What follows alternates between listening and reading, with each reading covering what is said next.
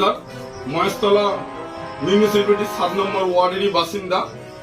আমার মাকে নিয়ে বিগত বছরেতে অভিষেক ব্যানার্জির মাননীয় এমপি মহাশয় তিনি যে সেবাশ্রয় ক্যাম্প করেছিল, সেই ক্যাম্পে মাকে দেখাতে গিয়েছিলাম। সেইখানে সামান্য মায়ের হাঁটুর ব্যথা ছিল, মা সম্পূর্ণ ভালোভাবে হাঁটতে পারত। সেবাশ্রয় ক্যাম্প থেকে বিভিন্ন ছবি আমাদেরকে পয়সা খরচা করে তুলিয়েছে। সেখান থেকে তারপর বললো এমআর বাঙ্গুর যেতে, এমআর বাঙ্গুরে গেলাম। এমআর বাঙ্গুর থেকে সেবাশ্রয় ক্যাম্পে রেফার করেছিল ন্যাশনাল মেডিকেল কলেজ হসপিটালে। সেখানে দুর্ভাগ্য, অপারেশন করতে গিয়ে ডক্টররা, আমাদের মাননীয় এমপি সাহেবের ডক্টররা ভুল অপারেশন করে অপারেশন থিয়েটারে মায়ের শিরা কেটে ফেলে। তার প্রমাণ দেখতে পাচ্ছেন। মৃত্যুর শয্যায় 9 দিন পর যখন ধরা পড়ে যে পায়ের শিরা কেটে গেছে, তখন হসপিটাল মেডিকেল বোর্ড নড়ে চড়ে বসে এবং বিভিন্ন হসপিটালের মেডিকেল বোর্ডরা, Sealdah national medical college, Park Circus national medical college, PG hospital, বিভিন্ন ডক্টররা মেডিকেল করে তখন আর ওনাকে বাঁচাতে পারেনি। আমি বারংবার এমপি সাহেবের অফিসে গিয়েছি, আমাকে কোনো সময় এমপি সাহেবের অফিসে দেখা করতে দেয়নি। এমপি সাহেবের পিএ বলতে পারেন অয়ন বাবু, তিনি শুধু বলতেন যে কোনো এইসব কাজের জন্য মাননীয় এমপি সাহেবের সঙ্গে দেখা করা যাবে না। তিনি কি করতেন, তিনি ডক্টর ওখানে যিনি বসতেন লম্বা করে লাভ, তিনি একটা প্রেসক্রিপশন লিখে দিতেন, কিন্তু সেই প্রেসক্রিপশন হসপিটাল কোনো গ্রাহ্য করতো না। এবং এমপি সাহেবের যে অফিসে আমাদের নাম্বার দিয়েছিল সেবাশ্রয় থেকে, তাদেরকে বারংবার ফোন করতাম, কোনো মতে তারা ফোন তুলতো না। বাধ্য হয়ে মায়ের জীবনকে বাঁচানোর জন্য যখন 9 দিন পর জানা গেল যে শিরা কেটে গেছে, উনি মৃত্যুর শয্যায়, মাকে বাঁচানোর জন্য তখন আমাদের এই সিদ্ধান্ত নিতে হয়। মায়ের পুরো সম্পূর্ণ অ্যাম্পুটেশন হয় এবং সেই অ্যাম্পুটেশনের পা কেটে বাদ চলে যায়, তার সার্টিফিকেট আপনাদেরকে আমি প্রেরণ করলাম। এবং যে ভুল ট্রিটমেন্ট হয়েছে, কন্টিনিউ ন্যাশনাল মেডিকেল কলেজের কাগজ আপনাদেরকে প্রেরণ করলাম। বর্তমানে সরকারের তৎপরতা বা দৌড়ঝাঁপ করে এখন উনি ঘরে পঙ্গু হয়ে গেল সারা জীবনের জন্য, এবং তার হ্যান্ডিক্যাপ সার্টিফিকেটও আপনাদেরকে দিলাম। আমি অভিজিৎ বাবুকে আমি জানাই, আপনি অভিজিৎ বাবু দয়া করে এই বিষয়টি দেখবেন, যাতে গরিব মানুষ আমরা খেটে খাই। এই মহিলা সারা জীবনের জন্য তিনি পঙ্গু হয়ে গেলেন, যাতে কোন একটা সুষ্ঠু বিচার হয়, আপনার কাছে এই আমার প্রার্থনা।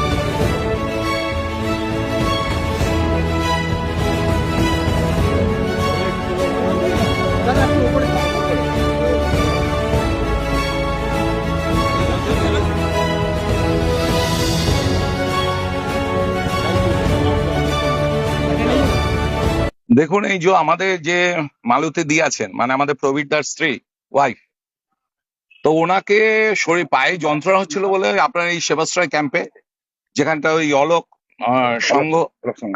সংঘের কাছেই ছিল 7 নম্বর ওয়ার্ডে, ওখানে গিয়েছিলেন। ফোর্সফুলি ওনাকে নিয়ে যাই ওখানকার প্রাক্তন কাউন্সিলর। উনি যেতে চাননি, বললো না যান, ওখানটা গিয়ে যেতে হবে, উপরে নির্দেশ, ভিড় বাড়াতে হবে আর সাংবাদিকদের অ্যাট্রাকশনের জন্য। সেখানে নিয়ে যাওয়ার পর ওনাকে অনেকগুলো ওষুধ দেওয়া হয়। সেই ওষুধগুলো কারা দিচ্ছে, কে ডাক্তার, তার কোনো নেই, আপনি দেখেও বুঝতে পারবেন। এই সমস্ত, তাতে কোনো রেজিস্ট্রেশন নাম্বার নেই, কিছুই নেই।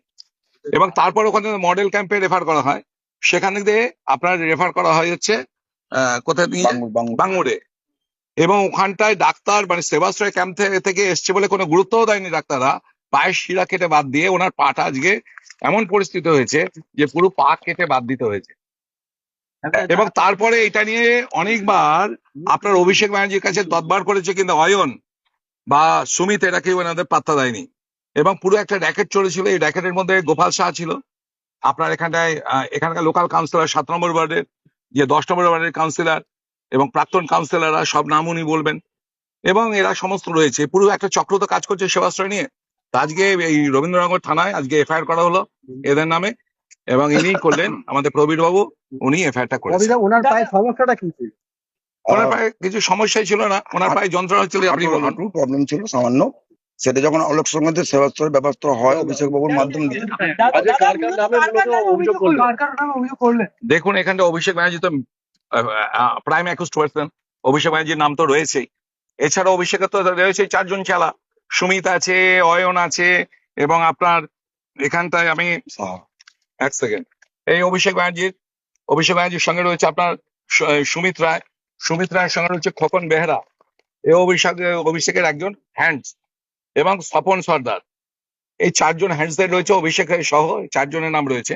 এছাড়া আপনার রয়েছে গোপাল সাহা, যে টোটাল মহাস্থলে এই ক্যাম্পগুলো যেগুলো হচ্ছে মেইন অর্গানাইজার ছিল। গোপাল সাহা ছাড়া ছিল সব্যসাচী বাসু, এবং যে কাউন্সিলর ওয়ার্ড নাম্বার 7 এর সুমন রায়চৌধুরী, ওয়ার্ড নাম্বার 10 এর কাউন্সিলর। এছাড়া রেবা কয়েল এবং দিলীপ কয়েল, যারা ওনার স্ত্রীকে নিয়ে গিয়েছিল, ঠিক আছে, যারা আজকে প্রায় কত কোটি টাকার মালিক শুধু ওনারাই বলতে পারবেন, আর ইনকাম ট্যাক্স যদি লাগিয়ে দেওয়া হয় তাহলে বলতে পারবেন। কোন জায়গাটায় হয়েছে? এছাড়া বিদ্যুৎ ভুইত ছিল, সেবাশ্রয়টা ছিল যে 7 নম্বর ওয়ার্ডে অলোক সংঘ ক্লাবে, অলোক সংঘ ক্লাবে। এই যে এখানে বড়সড়ের মাঠ। জাস্ট কোশ্চেন টু মি, মানে এই রবীন্দ্রনগর থানা এলাকাতেই। হ্যাঁ 7 নম্বর ওয়ার্ডে। এবং এইটা আমরা টোটাল ইনভেস্টিগেশন করতে দিয়েছি, যত রকম অ্যাক্ট আছে সেই অ্যাক্ট অনুযায়ী। এবং আমরা আশা করবো যে ইনভেস্টিগেশন করার পর অভিষেক ব্যানার্জি এবং তার যে অপারেশনাল অ্যাসেট গুলো ছিল পলিটিক্যাল লেভেলে, প্রত্যেকের বিরুদ্ধে তদন্ত করে আইনানুগ ব্যবস্থা নেওয়া হবে। এইটা আমরা যাতে ভবিষ্যতে আর কোন এই ধরনের কেউ না, সে যে কোনো পার্টির হোক, যে কোনো ব্যক্তি হোক, এই ধরনের কাজ না করে। এবং অভিষেক ব্যানার্জি যে ডায়মন্ডবাসী এত বড় ক্ষতি করে দিয়ে গেল, আজকে ওরা মনে করেছে ওর নিজে ডায়মন্ডবাসী নয়, আমরা যারা এখানে দাঁড়িয়েছি আমরা সবাই সমানত স্যার। আমার পাশে এখানে প্রেসিডেন্ট আছে, ভগবান যা আছে, রাহুল আছে, তথাগত আছে, আরো অনেকে রয়েছে। তা আমরা এখানে ডায়মন্ডবাসী, আমরা বুঝি এখানকার লোকের কি দুঃখ কষ্ট, অভিষেক এখানে বুঝবে না। এবং ও যার জন্য অভিষেক আমাদেরকে মনে করেছিল যে এটা হচ্ছে মূর্খ, এটা কিছু জানে না, এটা যা ইচ্ছে ভাবে আমি ভুল ভালো ওষুধ দেবো। এবং ওষুধগুলোর কোনো এক্সপায়ারি ডেটের ওষুধগুলো খাইছে, আমাদের কাছে যে ভিডিও রেকর্ডিং আছে, এবং তার কোনো পারমিশনই ছিল না। এবং ডিএম সুমিত গুপ্তা ছিল তখন, যে সুমিত গুপ্তা আপনি জানেন যে টোটাল কন্ট্রোল রুমে বসে ডায়মন্ডের 2024 পুরো ছাপাপোরটা করিয়েছিল।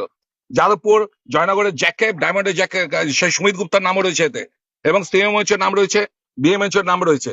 তো শুধুমাত্র অভিষেক ব্যানার্জি নয়, ডিএম সুমিত গুপ্তার বিরুদ্ধে তদন্ত যেতে হয়, সেটা আমরা কমপ্লেন্টে লেখা রয়েছে। দাদা আপনি কি মনে করছেন ওই সেবাশ্রয় এসেছে বলেই ওনার পাটা বাদ গেল, অন্য কোথাও চিকিৎসা করা হতে পারে? অবশ্যই এটা উনি মনে করছেন, আপনি বলুন। অবশ্যই আপনারা শুনলেন আমাদের ববিদার কাছ থেকে। আমি হচ্ছে মহেশতলা পৌরসভা 7 নম্বর ওয়ার্ডের বাসিন্দা। আমার মা মালতী বিশ্বাস, তাকে নিয়ে যাওয়া হয়েছিল আমাদের এমপি সাহেবের যে মডেল ক্যাম্প হয়েছিল বিগত বছরেতে ফেব্রুয়ারি মাসে, সম্ভবত 6 ফেব্রুয়ারি। তখনই আলোক সংঘ ক্লাবে যারা লোকাল তৃণমূলের প্রতিনিধিত্ব করছেন তাদের উদ্যোগে আলোক সংঘ ক্লাবেতে যাওয়া হয়েছিল। কিন্তু সেই ওইখান থেকে যে পরিমাণে ওষুধ দিয়েছিল, তাতে আরো হাঁটুর যন্ত্রণা তো দূর হওয়া দূরের কথা, আরো বেড়ে যায়। সেইখান থেকে তারা যখন অভিষেক ব্যানার্জির যেসব ডক্টররা এসেছিলেন তারা ফেলিওর হয়ে যাওয়ার পর তারা পাঠায় আবার তাদের মডেল ক্যাম্পে, যেটা আমাদের এমএলএ আব্দুল খালেক তত্ত্বাবধানে সুমন রায়চৌধুরী তত্ত্বাবধানে যে মডেল ক্যাম্প হয়েছিল, সেই মডেল ক্যাম্পেতে। কিন্তু সেই মডেল ক্যাম্পেও তারা কোনো কিছু ট্রিটমেন্ট করেনি, কারণ সেই পরিমাণে ওখানে কোনো পর্যাপ্ত ডক্টর ছিল না। উনি সব জায়গায় বলে বেরিয়েছিল যে আমার এক্সরে মেশিন আছে, আমার অমুক মেশিন আছে, কিন্তু কিছুই না। আমরা আরতি নার্সিংহোম থেকে নিজেদের পয়সা ব্যয় করে এক্সরে করি। এবার এক্সরে করার পর ওনারা কিছুই দেখলো না, সঙ্গে সঙ্গে একটা সিগনেচার করে এমআর বাঙ্গুরেতে রেফার করে। কিন্তু দুর্ভাগ্য এমআর বাঙ্গুর সরকারি হসপিটাল, সেখানে অভিষেক ব্যানার্জির কাগজ দেখার পর তারা কোনো অ্যাকসেপ্টই করেনি। তারা ডাক্তারের কোনো রেজিস্ট্রেশন নেই, ডাক্তারের কোনো ডেট নেই। তার ফলে তারা বলে দেয় যে আমাদের কাছে এইসব কোনো ব্যবস্থা নেই, আপনারা ন্যাশনাল মেডিকেল কলেজে চলে যান। তা national medical college check up করেন, সেইখানেতে ট্রিটমেন্ট চলে। কিন্তু দুর্ভাগ্য, যখনই আমরা অভিষেকের ব্যানার্জি যে ডক্টর আমাদের নাম্বার দিয়েছিল, সেই নাম্বার যদি আপনারা চান আমি নাম্বার দিতে পারি, যে এমপি অফিস থেকে, আমতলা অফিস থেকে যে ডক্টর সাহেব আমাদের সাথে যোগাযোগ করতো, তাকে যতবারই ফোন করা হয়েছে নাম্বার ব্যস্ত, কোনো সময় বলছেন যে আমরা এখন ব্যস্ত আছি, উত্তর দিতে পারবো না। মেডিকেলের ডাক্তাররা কি বলেছে? ন্যাশনাল মেডিকেল কলেজেরও ঠিক একই, আমরা ট্রিটমেন্ট করবো, কিন্তু অভিষেক বাবুর কোনো ওইসব রেফার আমরা মানবো না। পাটা যে বাদ গেল, ওটা কিসের জন্য? পাটা বাদ গেল যখন অপারেশন থিয়েটারে অপারেশনের দিনকে পায়ের শিরা কেটে ফেলে, কিন্তু সেটা 9 দিন পর ধরা পড়ে।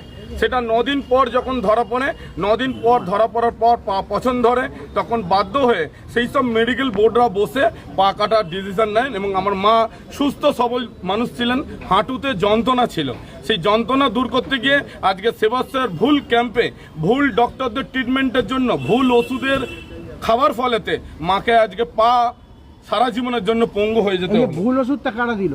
ভুল ওষুধ প্রথমে তো সেবাশ্রয় ক্যাম্প থেকে, আলোক সংঘ ক্লাবে যে সেবাশ্রয় ক্যাম্প বসছিল সেখান থেকে ওষুধ দিয়েছিল, মডেল ক্যাম্পে যেখান থেকে ওষুধ দিয়েছিল, সেই সব ওষুধকে আরও ব্যথা যন্ত্রণা বেড়ে যায়। তার ফলেতে আমরা ন্যাশনাল মেডিকেল কলেজের রেফারে গিয়ে ট্রিটমেন্ট করতে থাকি। দুর্ভাগ্য, সেখানে ট্রিটমেন্ট করতে গিয়ে পায়ের অপারেশনের সির কেটে গিয়ে, এবং আজকে ছবি দেখেন আপনারা, এবিপি আনন্দ দেখেছেন, যে এবিপি আনন্দতে লাইভ দেখেছেন, যে মায়ের